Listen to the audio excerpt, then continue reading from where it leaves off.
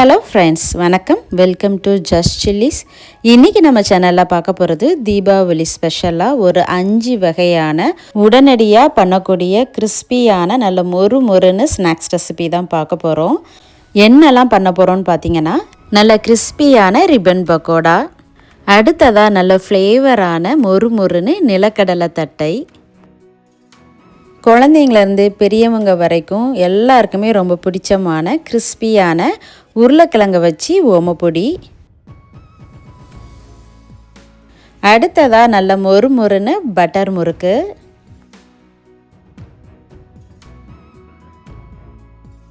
அடுத்ததாக முறுக்கு இல்லாமல் தீபாவளியா ரொம்ப ஈஸியான முறையில் செய்யக்கூடிய கிறிஸ்பியான முறுக்கு. வாங்க இப்போ எப்படி செய்கிறதுன்னு பார்க்கலாம். இப்போது முதல்ல பார்க்க போகிறது நல்ல கிறிஸ்பியான ரிப்பன் பக்கோடா. இந்த ரிப்பன் பக்கோடா பண்ணுறது ரொம்ப ஈஸி. 10 நிமிஷத்தில் ரெடி பண்ணிடலாம். ரொம்ப கிறிஸ்பியாகவும் இருக்கும். இது டீ கூட வச்சு சாப்பிட்றதுக்கும் ஒரு சூப்பரான ஈவினிங் ஸ்நாக்ஸ் ரெசிபி. வாங்க இப்போ எப்படி செய்கிறதுன்னு பார்க்கலாம்.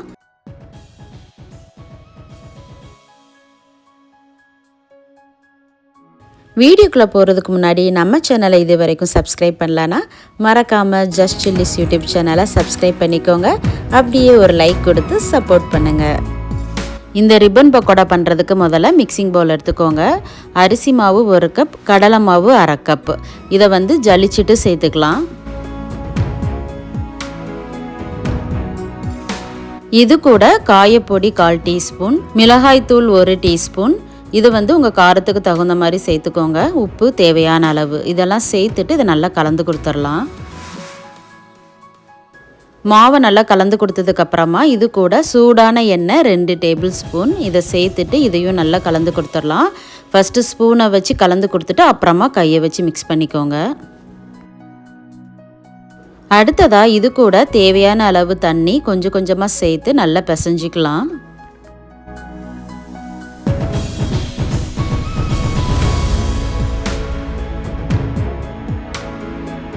மாவு இந்த அளவுக்கு நல்லா சாஃப்டாக இருக்கிற மாதிரி பிசைஞ்சிக்கோங்க. இப்போ மாவு புளிறதுக்கு ரிப்பன் பக்கோடா அச்சு எடுத்துருக்கிறேன். இது முறுக்கு உலக்கில் போட்டுட்டு உள்ளே எண்ணெய் தடவிக்கலாம். அப்போ தான் மாவு உள்ளே ஒட்டாமல் இருக்கும். இப்போ கொஞ்சமாக மாவு எடுத்து முறுக்கு உலக்கில் வச்சு புளிஞ்சிடலாம்.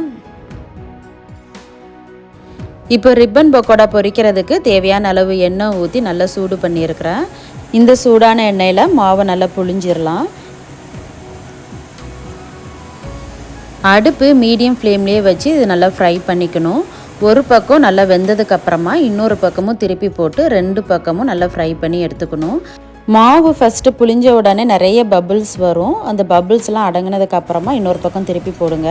திருப்பி போட்டுட்டு நல்லா சலசலப்பெலாம் அடங்கினதுக்கப்புறமா வெளியில் எடுங்க. அப்போ தான் ரிப்பன் பக்கோடா நல்லா கிறிஸ்பியாக இருக்கும். இப்போ பாருங்கள், சலசலப்பெலாம் ஓரளவு அடங்கிட்டு இப்போ இந்த ஸ்டேஜில் ரிப்பன் பக்கோடாவை வெளியில் எடுத்துடலாம். இது நல்லா ஆறுனதுக்கப்புறமா சின்ன பீசஸாக உடச்சிக்கலாம். இதே மாதிரி மீதி இருக்கிற மாவுலேயும் நம்ம ரிப்பன் பக்கோடா ரெடி பண்ணிடலாம்.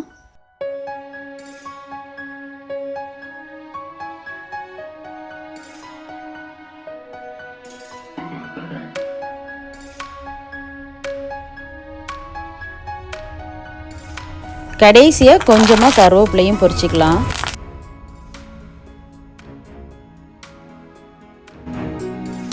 அவ்வளோதாங்க, ஒரு சூப்பரான கிறிஸ்பியான ரிப்பன் பக்கோடா ரெடி ஆயிடுச்சு. இந்த தீபாவளிக்கு ஒரு குயிக்காக ஈஸியாக ஒரு ஸ்நாக்ஸ் செய்யணுன்னா இந்த ரிப்பன் பக்கோடா தாராளமாக ட்ரை பண்ணலாம். செய்கிறது ரொம்ப ஈஸி, கிறிஸ்பியாகவும் இருக்கும், நல்ல டேஸ்ட்டாகவும் இருக்கும். ரிப்பன் பக்கோடா நல்லா ஆறுனதுக்கப்புறமா இந்த மாதிரி சின்ன பீசஸாக உடச்சி விட்டுக்கலாம். இதை ஒரு ஏர்டைட் பாக்ஸில் ஸ்டோர் பண்ணி வச்சுக்கிட்டோன்னா ஒரு 2-3 வாரம் வரைக்குமே வச்சு சாப்பிட்டுக்கலாம்.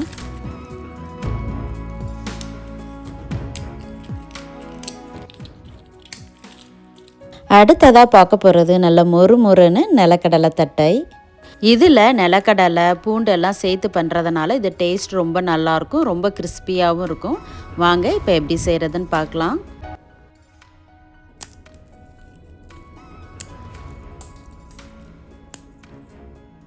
இப்போ தட்டை பண்ணுறதுக்கு ஒரு பேனை சூடு பண்ணிக்கலாம். பேன் சூடானதுக்கப்புறமா அரிசி மாவு 1 கப்பு சேர்த்துக்கலாம். இது கடையில் வாங்கினா பேக்கெட் மாவு தான் நான் எடுத்துருக்கிறேன். அடுப்பை லோ ஃப்ளேமில் வச்சுட்டு இதை 2லேருந்து ஒரு 3 நிமிஷம் நல்லா வறுத்துக்கலாம்.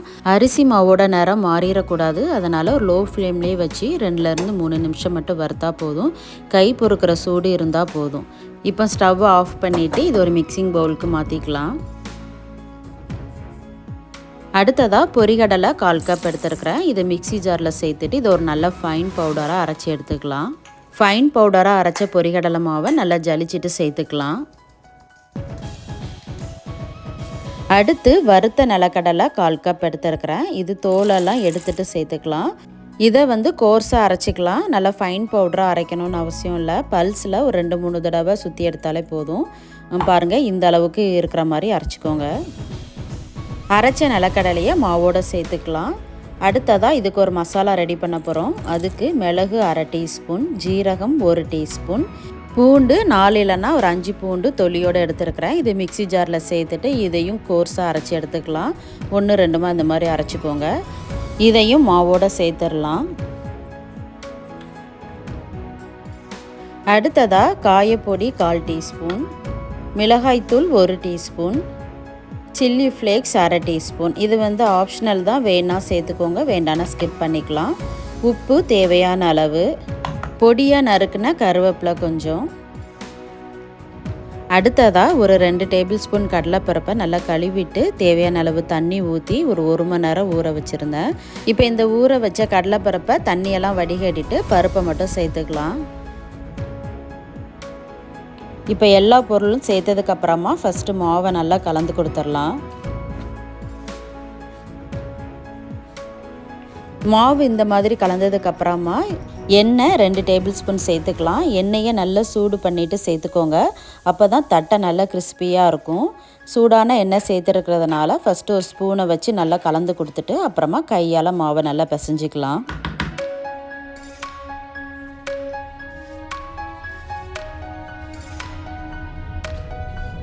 இப்போ மாவை இந்த அளவுக்கு கலந்து கொடுத்ததுக்கப்புறமா அடுத்ததாக தண்ணி தேவையான அளவு கொஞ்சம் கொஞ்சமாக சேர்த்து மாவை நல்லா பிசைஞ்சிக்கலாம்.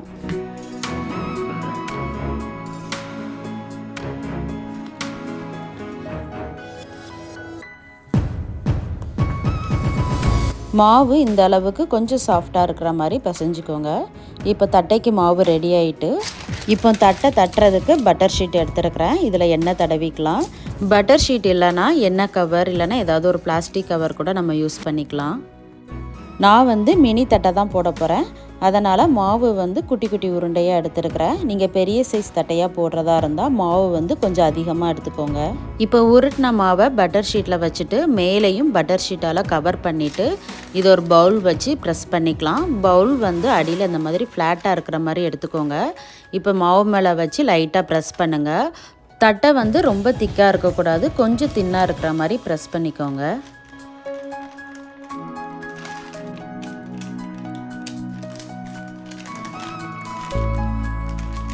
தட்டை தட்டினதுக்கப்புறமா ஃபோர்க் வச்சு இந்த மாதிரி குட்டி குட்டி ஓட்டையாக போட்டுக்கோங்க. அப்போ தான் பூரி மாதிரி உப்பாமல் வரும். அதே சமயத்தில் உள்ளே நல்லா வெந்து தட்டை கிறிஸ்பியாகவும் இருக்கும்.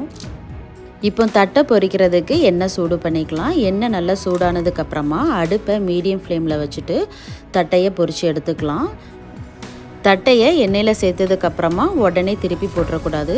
ஒரு பக்கம் வெந்ததுக்கப்புறமா இன்னொரு பக்கம் திருப்பி போட்டு அந்த சலசலப்பெலாம் கொஞ்சம் அடங்கினதுக்கப்புறமா வெளியில் எடுத்துக்கலாம்.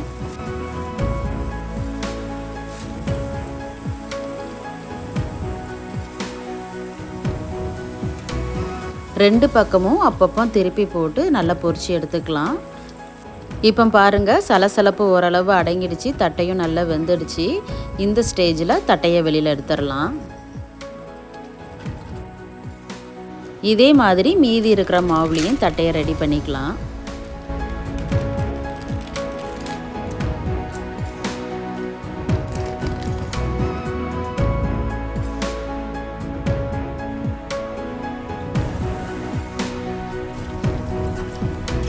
அவ்வளோதாங்க, ஒரு கிறிஸ்பியான இன்ஸ்டன்ட் தட்டை ரெடி ஆயிடுச்சு. தட்டை நல்லா ஆறுனதுக்கப்புறமா ஒரு ஏர்டைட் கண்டெய்னரில் ஸ்டோர் பண்ணி வச்சுக்கிட்டோன்னா நல்லா 1 மாதம் வரைக்குமே வச்சு சாப்பிட்டுக்கலாம். நல்லா கிறிஸ்பியாக இருக்கும். இந்த தட்டையில் நிலக்கடலை, பூண்டு இதெல்லாம் சேர்த்து பண்ணியிருக்கிறதுனால ரொம்ப டேஸ்ட்டாகவும் இருக்கும், நல்லா கிறிஸ்பியாகவும் இருக்கும்.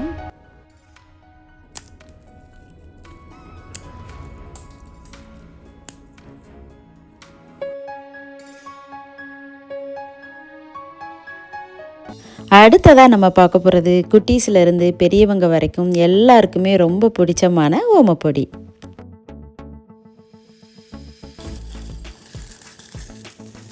இதில் உருளைக்கிழங்கு சேர்த்து பண்ணியிருக்கிறதுனால இது ரொம்ப கிறிஸ்பியாகவும் இன்னும் நல்ல டேஸ்ட்டாகவுமே இருக்கும். வாங்க இப்போ எப்படி செய்கிறதுன்னு இந்த ரெசிபி பண்ணுறதுக்கு முதல்ல உருளைக்கிழங்கை ரெடி பண்ணிக்கலாம். ஒரு மீடியம் சைஸ் உருளைக்கிழங்கு வேக வச்சு எடுத்து வச்சுருக்கிறேன். இது கிட்டத்தட்ட 250 கிராம். இதை மிக்சிங் பவுலில் சேர்த்துட்டு இதை நல்லா மசிச்சு எடுத்துக்கலாம்.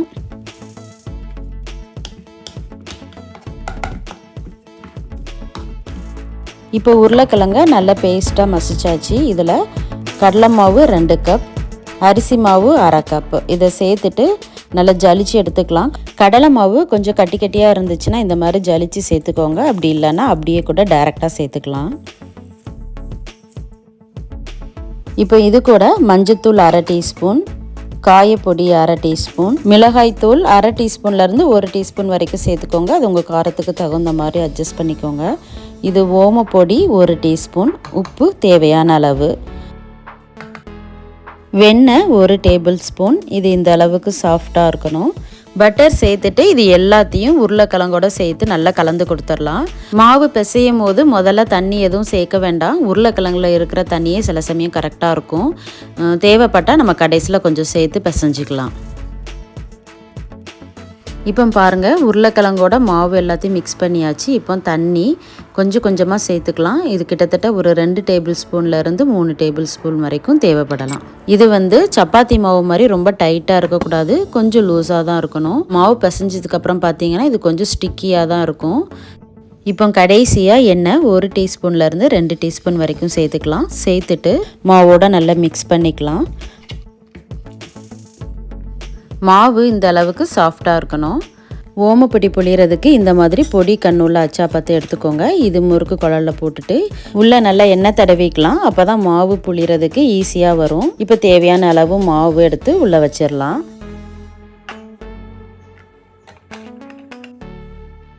இப்போ எண்ணெய் நல்லா சூடாக இருக்குது. இதில் ஓமப்பொடிக்கு மாவை புளிஞ்சு விட்டுறலாம். அடுப்பை மீடியம் ஃப்ளேம்லேயே வச்சுக்கோங்க. மாவு புளியும் போது இந்த மாதிரி நிறைய பபிள்ஸ் வரும். இந்த பபிள்ஸ்லாம் கொஞ்சம் போனதுக்கப்புறமா இன்னொரு பக்கமும் திருப்பி போட்டு ஃப்ரை பண்ணி எடுத்துக்கலாம். இந்த மாதிரி சலசலப்பு கொஞ்சம் அடங்கினதுக்கப்புறமா இன்னொரு பக்கமும் திருப்பி போட்டு கொஞ்சம் நேரத்துலேயே அதையும் எடுத்துடலாம். அவ்வளோதாங்க.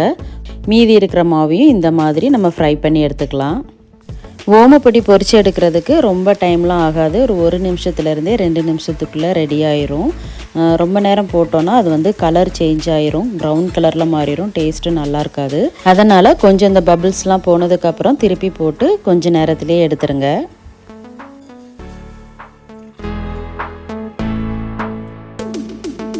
கொஞ்சமாக கருவேப்பிலையும் பொரிச்சிக்கலாம்.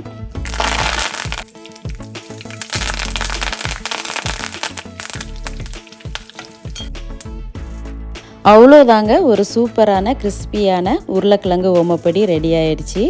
இது ரெடி பண்ணுறதுக்கு ரொம்ப டைம்லாம் ஆகாது, சீக்கிரமாகவே ரெடி பண்ணிடலாம். செய்கிறதும் ரொம்ப ஈஸி. இது செஞ்ச உடனே காலியாயிரும். இது எல்லாருக்குமே ஃபேவரட்டான ஸ்நாக்ஸ் ரெசிபி. டேஸ்ட்டுமே ரொம்ப நல்லாயிருக்கும்.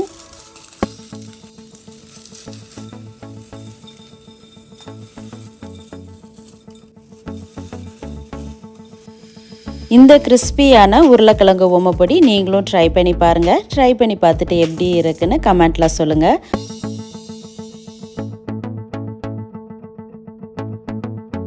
அடுத்ததாக பார்க்க போகிறது தீபாவளி ஸ்பெஷல் ஸ்நாக்ஸ் ரெசிபி, நல்ல மொறுன்னு பட்டர் முறுக்கு. இந்த இன்ஸ்டண்ட்டான பட்டர் முறுக்கு பண்ணுறது ரொம்ப ரொம்ப ஈஸி. ஒரு 10லேருந்து 15 நிமிஷத்துக்குள்ளேயே நம்ம ரொம்ப ஈஸியாக செஞ்சு முடிச்சிடலாம். ஈவினிங் டைமில் டீ கூட வச்சு சாப்பிட்றதுக்கும் ஒரு சூப்பரான ஸ்நாக்ஸ் ரெசிபி. வாங்க இப்போ எப்படி செய்கிறதுன்னு பார்க்கலாம். பட்டர் முறுக்கு பண்ணுறதுக்கு ஒரு மிக்சிங் பவுலில் அரிசி மாவு 1 கப் சேர்த்துருக்குறேன். இது கடையில் வாங்கின மாவு தான். கடலை மாவு 1/2 கப். இது கொஞ்சம் கட்டி கட்டியாக இருந்துச்சுன்னா ஜலிச்சுட்டு சேர்த்துக்கோங்க. உப்பு தேவையான அளவு. கருப்பு எள்ளு 1 டீஸ்பூன் சேர்த்துருக்குறேன். கருப்பு எள்ளு வெள்ளை எள்ளு எதுனாலும் சேர்த்துக்கலாம், அப்படி இல்லைன்னா ஜீரகம் கூட சேர்த்துக்கலாம். காயப்பொடி 1/4 டீஸ்பூன். இதை சேர்த்துட்டு மாவு கூட எல்லா பொருள்களுமே நல்லா கலந்து கொடுத்துடலாம். Butter 2 table spoon. இது நல்லா சாஃப்டான பட்டராக இருக்கணும். இதை இப்போ மாவோடு சேர்த்து நல்லா கலந்து கொடுத்துடலாம்.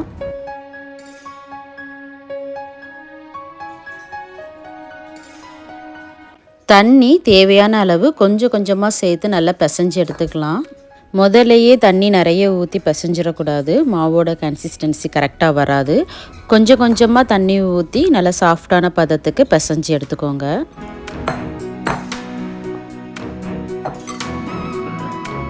மாவோட கன்சிஸ்டன்சி இந்த அளவுக்கு இருக்கணும். லைட்டாக இந்த மாதிரி தொட்டு பார்த்திங்கன்னா இந்த அளவுக்கு சாஃப்டாக இருக்கணும். இப்போ பட்டர் முறுக்கு புளியறதுக்கு ஸ்டார் அச்சு எடுத்துருக்கிறேன். ஒரு ஸ்டார் அச்சு உள்ளது, அப்படி இல்லைன்னா 3 ஸ்டார் அச்சு உள்ளது, எதுனாலும் நம்ம யூஸ் பண்ணிக்கலாம். இப்போ முறுக்கு வழக்கில் எண்ணெய் தடவிட்டு மாவு உள்ளே வச்சிடலாம். இந்த மாதிரி எண்ணெய் தடவிட்டு மாவு வைக்கும் போது மாவு வந்து ஒட்டாமல் வரும். பட்டர் முறுக்கு பொரிச்சு எடுக்கிறதுக்கு தேவையான அளவு எண்ணெய் ஊற்றி சூடு பண்ணி வச்சுருக்கிறேன். இதில் ஒரு சின்ன துண்டு மாவை போட்டு பாருங்கள். இந்த மாதிரி பொரிஞ்சு மேலே வந்துட்டுனா எண்ணெய் கரெக்டான பதத்தில் இருக்குன்னு அர்த்தம். இப்போது நம்ம பட்டர் முறுக்கு புளிஞ்சு எடுத்துடலாம். பட்டர் முறுக்கு வந்து கொஞ்சம் குட்டி குட்டி பீசஸாக தான் இருக்கும். புளியும் போதே குட்டி குட்டியாக கட் பண்ணி விட்டுக்கோங்க. அப்படி இல்லைன்னா பெரிய முறுக்கு மாதிரி சுற்றிட்டு வெளியில் எடுத்ததுக்கப்புறம் சின்ன சின்ன பீசஸாக உடச்சி கூட எடுத்துக்கலாம். எப்படி வேணாலும் நம்ம பண்ணிக்கலாம். நல்லா புளிஞ்சதுக்கப்புறமா இந்த அளவுக்கு நல்லா பபிள்ஸ் நிறைய வரும். இந்த பபிள்ஸ்லாம் நல்லா அடங்கினதுக்கப்புறமா லைட்டாக கோல்டன் ப்ரௌன் கலர் வந்த உடனே நம்ம வெளியில் எடுத்துடலாம். அடுப்பை வந்து மீடியம் ஃப்ளேம்லேயே வச்சுக்கோங்க.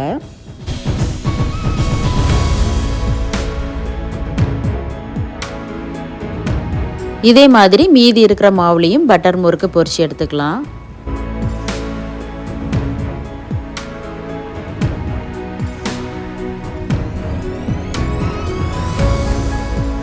அவ்வளோதாங்க, ஒரு சூப்பரான நல்ல மொறு மொறுன்னு பட்டர் முறுக்கு ரெடி. இந்த இன்ஸ்டண்ட்டான பட்டர் முறுக்கு பண்ணுறது ரொம்ப ரொம்ப ஈஸி. நீங்களும் இந்த மாதிரி ட்ரை பண்ணி பாருங்கள். ட்ரை பண்ணி பார்த்துட்டு எப்படி இருக்குன்னு மறக்காமல் கமெண்ட்டில் சொல்லுங்கள். இப்போ கடைசியாக பார்க்க போகிறது இன்ஸ்டண்ட்டாக பண்ணக்கூடிய நல்ல மொறு மொறுன்னு முறுக்கு. இன்றைக்கி நம்ம பண்ண போகிறது உளுந்து முறுக்கு. பொதுவாக உளுந்து முறுக்குக்கு உளுந்தம்பருப்பை வறுத்து பவுடர் பண்ணி பண்ணுவோம். இது அந்த மாதிரி இல்லாமல் உளுந்தை வேக வச்சு பண்ண போகிறோம். இது அதை விட ரொம்ப ஈஸியாகவும் இருக்கும், ரொம்ப டேஸ்ட்டாகவும் இருக்கும். வாங்க இப்போ எப்படி செய்கிறதுன்னு பார்க்கலாம்.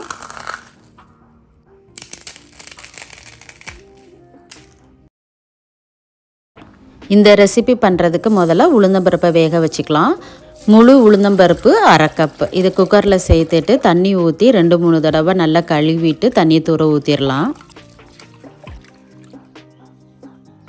இப்போ இதில் தண்ணி 1/2 கப் சேர்த்துக்கலாம். 1/2 கப் உளுந்தம்பருப்புக்கு 1/2 கப் தண்ணி சேர்த்துட்டு குக்கரை மூடி மீடியம் ஃப்ளேமில் 5லேருந்து 6 விசில் வரைக்கும் வச்சுக்கலாம். உளுந்தம்பருப்பு வந்து நல்லா குலைவாக வேகணும், அது வரைக்கும் விசில் வச்சுக்கோங்க.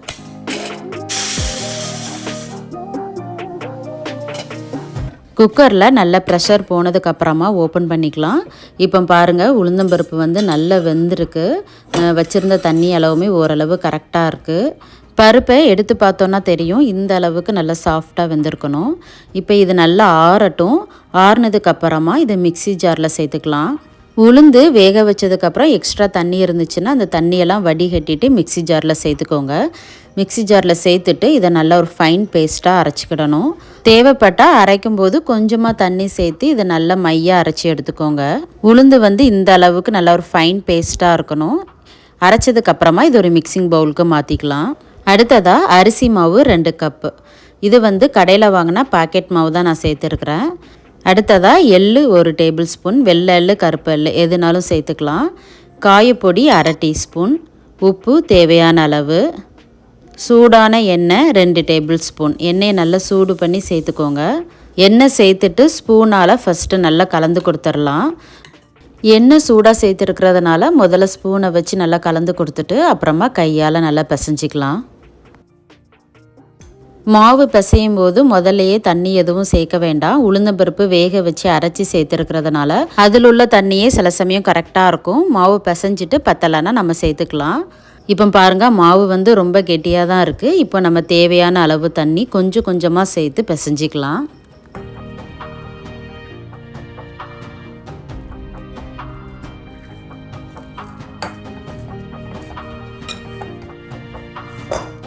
இப்போ பாருங்கள், மாவு நல்லா பிசைஞ்சாச்சு. இந்த அளவுக்கு கொஞ்சம் சாஃப்டாக இருக்கணும்.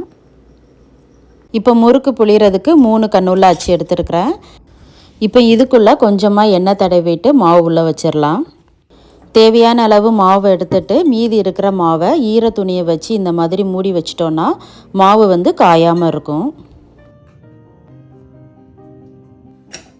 இப்போ முறுக்கு புளியறதுக்கு இந்த மாதிரி கரண்டி எடுத்துருக்கிறேன். இந்த மாதிரி அப்படி இல்லைன்னா தோசை கரண்டி கூட எடுத்துக்கலாம்.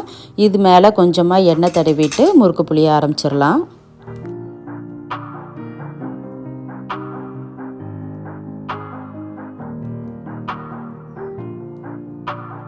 மாவு புளிஞ்சதுக்கப்புறமா இந்த மாதிரி கடைசியில் இருக்கிற மாவை வந்து இப்படி ஒட்டி விட்டுருங்க. அப்படி இல்லைன்னா எண்ணெயில் போடும்போது பிரிஞ்சு வந்துடும். இப்போ முறுக்கு பொரிச்சு எடுக்கிறதுக்கு எண்ணெயை சூடு பண்ணியிருக்கிறேன். இதில் கொஞ்சமாக மாவு போட்டோன்னா இந்த மாதிரி நல்லா பொரிஞ்சு வரும். இப்போ இந்த சூடான எண்ணெயில் ஒவ்வொரு முறுக்காக போட்டு பொரிச்சு எடுத்துடலாம். அடுப்பை மீடியம் ஃப்ளேமில் வச்சு நல்லா பொரிச்சு எடுத்துக்கலாம். ஒரு பக்கம் வெந்ததுக்கப்புறம் இன்னொரு பக்கமும் திருப்பி போட்டு அதோட பபிள்ஸ்லாம் போனதுக்கப்புறமா முறுக்கை வெளியில் எடுத்துடலாம். அடுப்பை மீடியம் ஃப்ளேம்லேயே வச்சுக்கோங்க. அப்போ தான் முறுக்கு ஒன்று போல் நல்லா வெந்து வரும். முறுக்கு வந்து லைட்டாக கோல்டன் ப்ரௌன் கலர் வந்த உடனே எடுங்க. அப்போ தான் முறுக்கு நல்ல கிறிஸ்பியாக இருக்கும். அவ்வளோதாங்க, முறுக்கு சூப்பராக ரெடி ஆகிட்டு. இதே மாதிரி மீதி இருக்கிற மாவுலேயும் முறுக்கு சுட்டு எடுத்துடலாம்.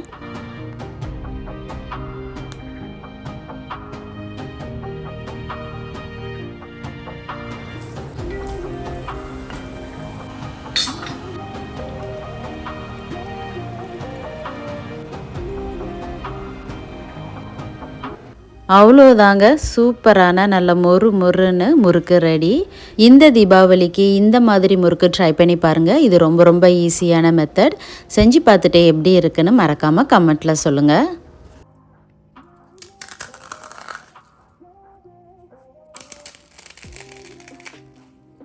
பாருங்கள் முறுக்கு எந்த அளவுக்கு கிறிஸ்பியாக இருக்குன்னு. ரொம்ப டேஸ்ட்டாகவும் இருக்கும். வீடியோ பிடிச்சிருந்தால் லைக் பண்ணுங்கள். நீங்கள் கொடுக்குற ஒவ்வொரு லைக்ஸும் கமெண்ட்டும் தான் எனக்கு அடுத்த வீடியோ பண்ணுறதுக்கு மோட்டிவேஷனாக இருக்கும். இந்த வீடியோவில் 5 வகையான இன்ஸ்டண்ட்டாக குயிக்காக பண்ணக்கூடிய ஸ்நாக்ஸ் ரெசிபி செஞ்சு காமிச்சிருக்கிறேன். இந்த தீபாவளிக்கு நீங்களும் இந்த மாதிரி ஸ்நாக்ஸ் ரெசிபி செஞ்சு பாருங்கள். செஞ்சு பார்த்துட்டு எப்படி இருந்துச்சுன்னு மறக்காமல் கமெண்ட்டில் சொல்லுங்கள். வீடியோ பிடிச்சிருந்தா லைக் பண்ணுங்கள். உங்கள் ஃப்ரெண்ட்ஸ் அண்ட் ஃபேமிலிக்கு ஷேர் பண்ணுங்கள். ஜோஸ் சில்லிஸ் யூடியூப் சேனலை மறக்காமல் சப்ஸ்கிரைப் பண்ணிக்கோங்க. தேங்க்ஸ் ஃபார் வாட்சிங்.